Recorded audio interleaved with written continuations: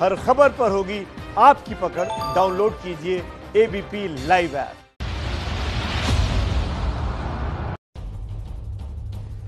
नमस्कार, मैं अनुराग मुस्कान घंटी बजाओ शो में आपका स्वागत करता हूं। और आज प्रधानमंत्री नरेंद्र मोदी अपने संसदीय क्षेत्र वाराणसी में मौजूद रहे, उसी की बात होगी। देखिए, दिल्ली में 3 कृषि कानूनों के खिलाफ प्रदर्शन करते किसानों को पीएम मोदी ने काशी से भरोसा दिया है। बहुत बड़ी बात कही है। बोले हैं कि अब किसानों से पुरानी सरकारों की तरह छल नहीं, बल्कि गंगा जल जैसी पवित्र नियत से काम किया जा रहा है। ऐसे में किसानों को छल नहीं बल्कि गंगा जल जैसी नियत के दावे पर क्यों भरोसा करना चाहिए, इसकी एक रिपोर्ट हमने बड़ी मेहनत से तैयार की है। हमने पता किया है कि जिस काशी से किसानों को 3 नए कानूनों से प्रगति का भरोसा दिया गया, उस काशी में पिछले 6 साल में कितनी प्रगति हुई है। आप रिपोर्ट देखिए और सहमत हो तो 8422840000 पर घंटी बजाकर हमें अपनी राय जरूर भेजिएगा। एक तरफ दिल्ली में 3 कृषि कानूनों के खिलाफ बैठे किसान और उन किसानों के आंदोलन में अपने फायदे की रोटी सेकने वाली विपक्ष की राजनीति।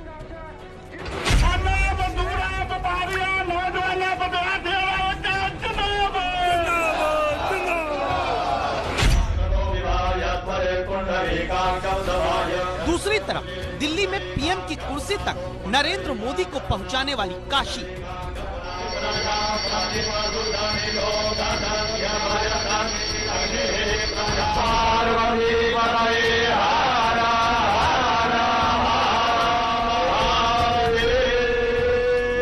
विश्वनाथ की जय। एक तरफ दिल्ली की सीमाओं को घेरकर कृषि कानूनों में बदलाव की मांग करते किसान। वाहिगुरु जी का खालसा, वाहिगुरु जी की फतेह। हर हर महादेव। और दूसरी तरफ काशी पहुंचकर भी किसानों की चिंता में भरोसा देते काशी से पीएम मोदी। अब छल से नहीं, गंगा जल जैसी पवित्र नीयत के साथ काम किया जा रहा है। एक तरफ आंदोलन करते किसान, दूसरी तरफ काशी है। और काशी और किसान दोनों के बीच खड़े प्रधानमंत्री और काशी के सांसद नरेंद्र मोदी। ऐसे में किसानों को मोदी के वादों पर भरोसा देने वाली काशी की कहानी आज देखनी चाहिए, क्योंकि सवाल उठाने वालों को तो ये भी लगता है कि जब दिल्ली में किसान आंदोलन कर रहे थे, तब क्यों काशी में गंगा के ऊपर क्रूज पर बैठकर पीएम मोदी घूम रहे थे। ऐसे सवाल उठाने वालों को ये बताना चाहते हैं कि काशी पहुंचकर भी वाराणसी के सांसद और देश के प्रधानमंत्री के दिल और दिमाग में किसान घूम रहे थे।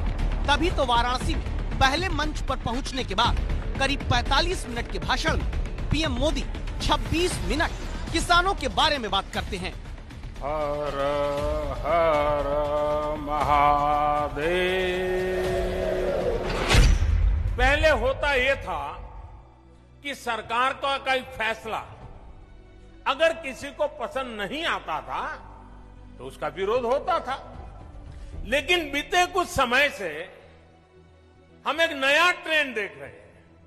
हम अब देख रहे हैं कि अब विरोध का आधार फैसला नहीं, बल्कि भ्रम फैलाकर, आशंकाएं फैलाकर, फिर तो भविष्य में ऐसा होगा, फिर तो भविष्य में ऐसा होगा, अब तो ये होने वाला है, उसको आधार बनाया जा रहा है। अपप्रचार किया जाता है कि भाई फैसला तो ठीक है, लेकिन पता नहीं इससे आगे चलकर क्या क्या होगा। और फिर कहते हैं ऐसा होगा जो अभी हुआ ही नहीं है, जो कभी होगा ही नहीं, उसको लेकर समाज में भ्रम फैलाया जाता है। ऐतिहासिक कृषि सुधारों के मामले में भी जानबूझकर यही खेल खेला जा रहा है। तो कैसे काशी से आ रही दीपों की रोशनी वो भरोसा पैदा करती है जो किसानों के बीच फैलाए गए भ्रम के अंधेरे को खत्म करेगी। इसकी पहली कहानी है पीएम मोदी का dream project Kashi Vishwanath corridor, जहां प्रधानमंत्री मोदी क्रूज में सवार होकर पहले घाट तक पहुंचते हैं। दावा है कि अब जैसे दिल्ली में आंदोलन कर रहे किसानों को कृषि कानूनों से भविष्य में फायदे की जगह जो हुआ ही नहीं, वैसे खतरे दिखाने की कुछ लोग कोशिश कर रहे हैं। ठीक इसी तरह काशी विश्वनाथ कॉरिडोर के काम की शुरुआत होने पर भी कई भ्रम वाराणसी में फैलाए गए। लेकिन जब अलकनंदा क्रूज से गंगा यात्रा करते हुए प्रधानमंत्री काशी में विश्वनाथ मंदिर कॉरिडोर की प्रगति देखने पहुंचते हैं, तब समझ आता है कि जो वादा किया गया वो गंगा जल जैसी पवित्र नीयत के साथ था। कॉरिडोर का काम 2021 में पूरा होना है और 1/4 काम पूरा हो चुका है। सैकड़ों मकान और छोटे मंदिरों में सिमटी गलियों को चौड़े कॉरिडोर में संस्कृति सहेजते हुए बदला जा रहा है, जिससे काशी की अर्थव्यवस्था तक में बदलाव का भरोसा है। सुरक्षा कार्यालय, यात्री सुविधा केंद्र, भोगशाला, आधुनिक बुक स्टोर, जलपान केंद्र, यज्ञ हवन के लिए वैदिक केंद्र की स्थापना व दिव्यांग जनों की सुविधाओं के अनुरूप निर्माण किया जा रहा है। आज बनारस की आधी आबादी टूरिज्म से प्रभावित, और टूरिज्म के आधार पर अगर काशी का टूरिज्म बढ़ेगा तो आर्थिक क्षेत्र में समृद्धि होगी, यहाँ के लोगों को रोजगार मिलेगा। 2014 में जब काशी से पीएम मोदी पहली बार चुनाव लड़ने पहुंचे थे, तब पीएम मोदी के इस बयान पर विपक्षी बहुत सवाल उठाते हुए घेरते थे। काशी वासियों ने जो मुझे प्यार दिया है, मैं इसके लिए बहुत ही अभिभूत हूं। मैं इस धरती को प्रणाम करता हूं, यहाँ की परंपरा को प्रणाम करता हूं। लेकिन आज यहाँ आने के बाद लगता है कि न मुझे किसी ने भेजा है, न मैं यहाँ आया हूं। मुझे तो माँ गंगा ने बुलाया है, और एक बालक जैसे अपनी माँ की गोद में वापस आता है, वैसी मैं अनुभूति कर रहा हूं। परमात्मा मुझे शक्ति दे, मैं इस नगर की सेवा करूं। प्रधानमंत्री के इन बयानों पर विपक्ष ने कई बार काशी को लेकर भ्रम के गड्ढे खोदने चाहे, लेकिन काशी अब 6 साल में बताती है कि विकास की हर चमक के लिए भरोसे की नींव डालनी ही पड़ती है। तो किसानों को अब काशी भरोसा दे रही है, क्योंकि जून 2014 से अप्रैल 2019 तक काशी में 21,862 करोड़ रुपए विकास कार्यों में खर्च हो चुके हैं। 9 नवंबर को इसी साल पीएम मोदी ने काशी में 614 करोड़ रुपए से विकास की नई योजनाएं शुरू की हैं। ऐसे में जब प्रधानमंत्री काशी से दिल्ली में बैठे किसानों को भरोसा देते हैं कि मैं देशवासियों को कहना चाहता हूं, मैं मेरे किसान भाई बहनों को कहना चाहता हूं, और मां गंगा के घाट पर से कहना चाहता हूं, काशी जैसी पवित्र नगरी से कह रहा हूं, अब छल से नहीं, गंगा जल जैसी पवित्र नीयत के साथ काम किया जा रहा है। तो क्या वाकई किसानों के लिए भी 3 कानून खुशियों की पूर्णिमा का चांद बनकर आएंगे, जैसे काशी चमक रही है चांद की तरह? देव दीपावली मनाती काशी महादेव के माथे पर विराजमान चंद्रमा की तरह चमक रही है।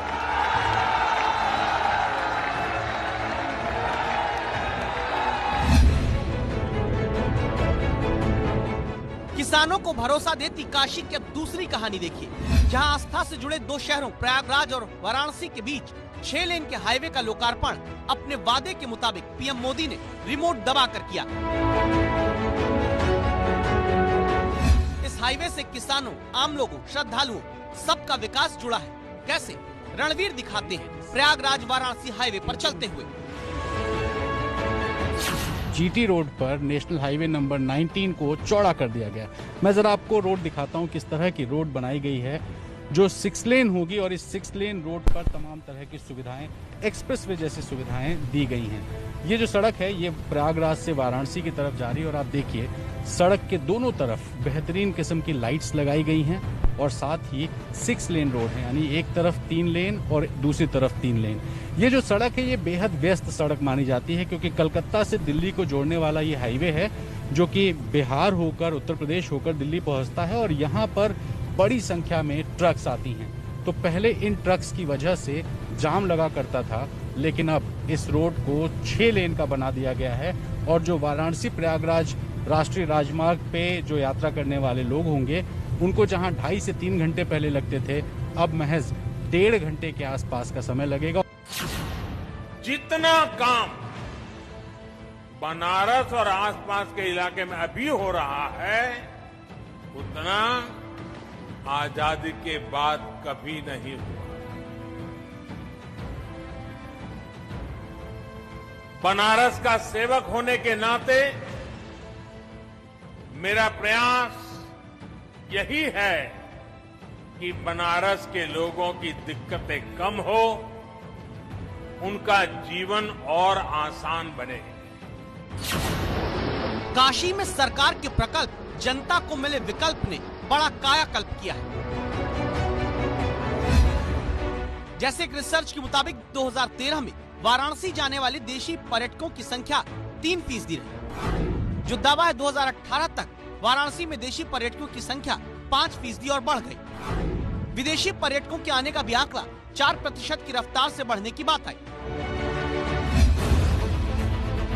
वाराणसी का मड़ुआडीह रेलवे स्टेशन, जिसका नाम अब बनारस हो चुका है, इसके कायाकल्प की तस्वीरें तो विदेशों तक वायरल हो चुकी हैं, जहां बनारसी भी कहते हैं कि दिल्ली फेल है बनारस रेलवे स्टेशन के आगे।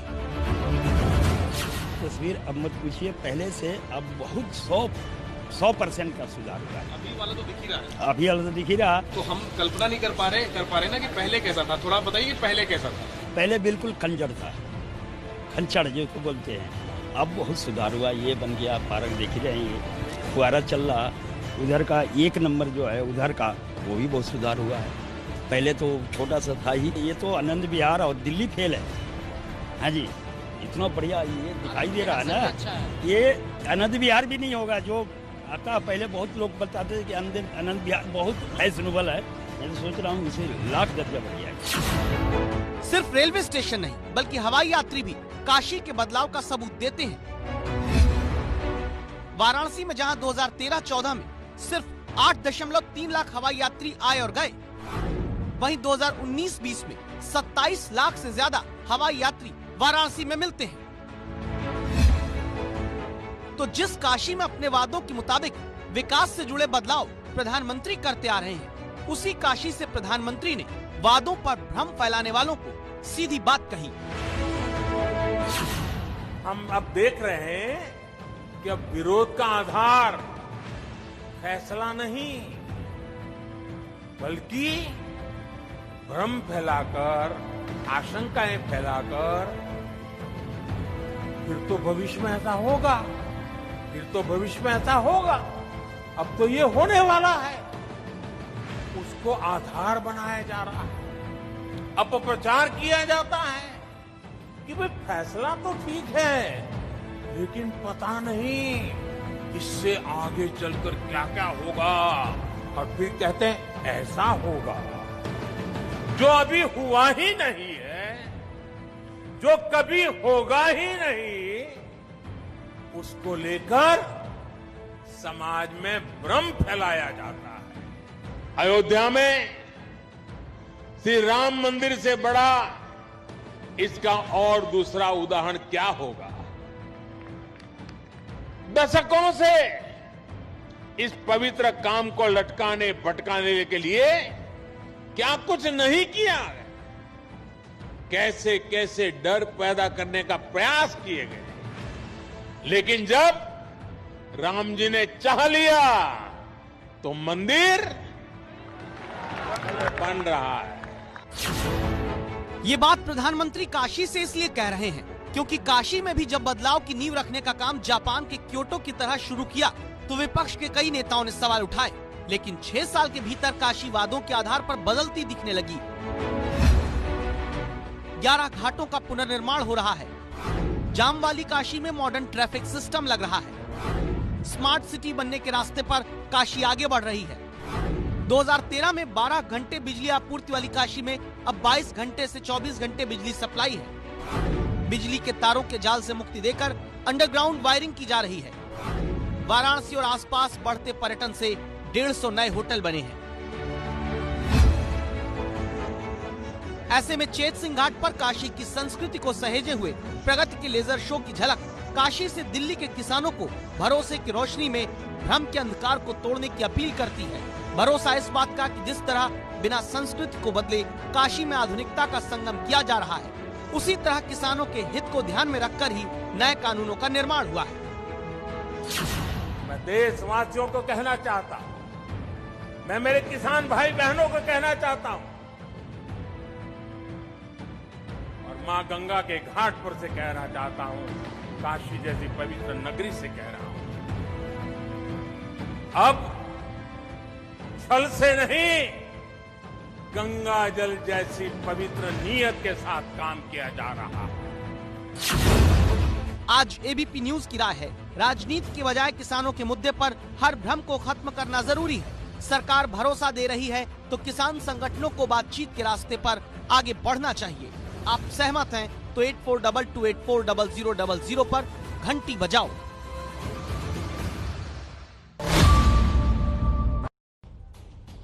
कोरोना का टीका आने वाला है, लेकिन वीवीआईपी कल्चर नाम की बीमारी अब भी लाइलाज है।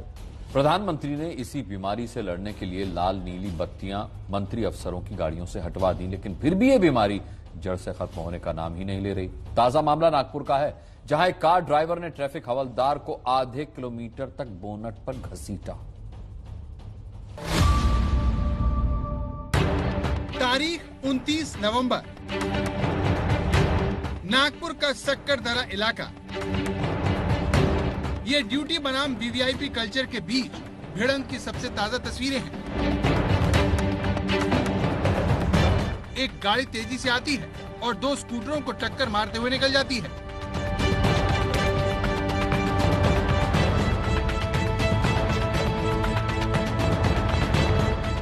ये सब कुछ 5 से 6 सेकंड के अंदर हो गया।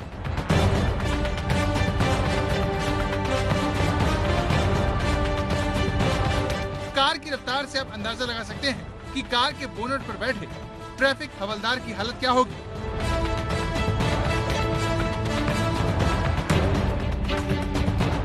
लेकिन फर्ज के लिए नागपुर पुलिस के ट्रैफिक हवलदार अमोल चिदम्बर ने अपनी जान की बाजी लगा दी। रविवार शाम को अमोल चिदम्बर ने विंडशील्ड पर टिंटेड ग्लास के साथ एक कार देखी। जब उन्होंने इसे रोकने की कोशिश की तो कार ड्राइवर ने पहले रुकने का ढोंग किया और फिर अचानक कार की स्पीड बढ़ा दी। कार रोकने की कोशिश में ट्रैफिक हवलदार कार के बोनट पर जा गिरे। फिर भी कार का ड्राइवर गाड़ी चलाता रहा और इस दौरान उसने दुपहिया वाहनों को टक्कर मार दी।